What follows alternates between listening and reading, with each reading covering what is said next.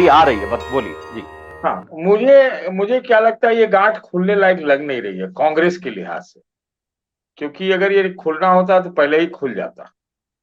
और ये लगातार कुछ न कुछ महीने पर आगे आने वाले कुछ न कुछ होता ही रहता है। भारत जोड़ो यात्रा के दौरान राजस्थान में भारत जोड़ो यात्रा के प्रविष्टि से पहले फिर अशोक गहलोत का बयान की कतार है, और उसके बाद उसी से अब देखिए यात्रा। तो हमको नहीं लगता ये गांठ खोलने लायक है। देखिए, जो रणनीति ये लगती है कि अशोक गहलोत चाहते होंगे कि इसको सचिन को पार्टी से बाहर करा के रास्ता साफ रखा जाए, और सचिन को शायद ये लगता होगा कि कांग्रेस में रहकर ही अशोक गहलोत का काम लगा दिया जाए। ये दोनों चीज लगता नहीं है होने लायक। तो मुझे नहीं लग रहा है कि कुछ ये सुलझने वाला है। बात एक नंबर बात ये है। दूसरा बात ये है कि अभी आप कह रहे थे कि हाँ, कोई विजय जी कह रहे थे कि जो राहुल गांधी हैं, तो राहुल गांधी के ऊपर प्रेशर कौन डाल पाएगा? हमको तो नहीं लगता है उनके उनके ऊपर किसी कोई भी प्रेशर डाल सकता है। प्रियंका गांधी पर आप भले ही डाल सकते हैं, लेकिन कि राहुल गांधी तो मतलब स्वभाव से, मिजाज से वो एकदम बिल्कुल अलग है। वो कोई दबाव में काम ही नहीं करते, भले वो जो लॉस होना है हो जाए। तो ये दूसरी बात रही। तीसरी बात जो है भाजपा वाली बात हो रही है कि भाजपा को लॉस होगा, ये है, और वसुंधरा राजे खुश होंगी।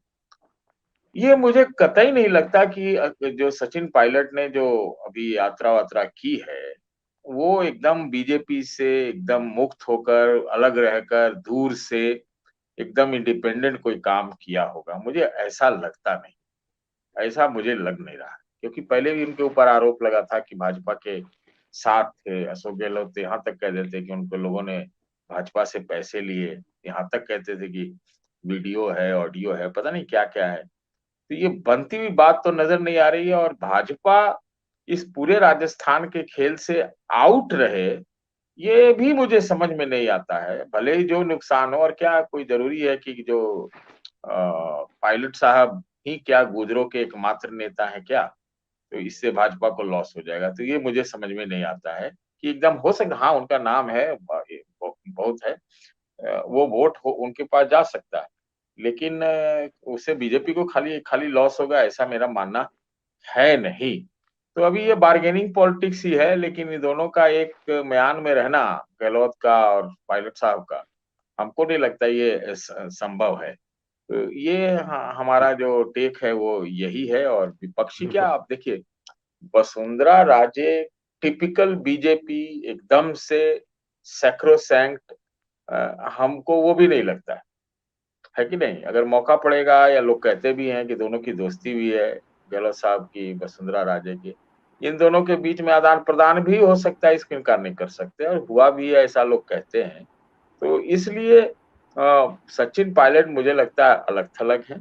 और एक लास्ट बात, मैं जानता नहीं, मुझे लगता नहीं है कि अगर कांग्रेस पार्टी ने ये कराया है कि भाई आप अलग हटो और गुजरों का वोट काट दो, और गुजरों के वोट काटने से भाजपा को नुकसान होगा, तो हमको लगता है जी कि इतिहास में कांग्रेस का ये सबसे बड़ा, मतलब कहा जाए तो एक बहुत बड़ा चाल होगा। वैसा तो कांग्रेस वाले ज्यादा कर नहीं पाते।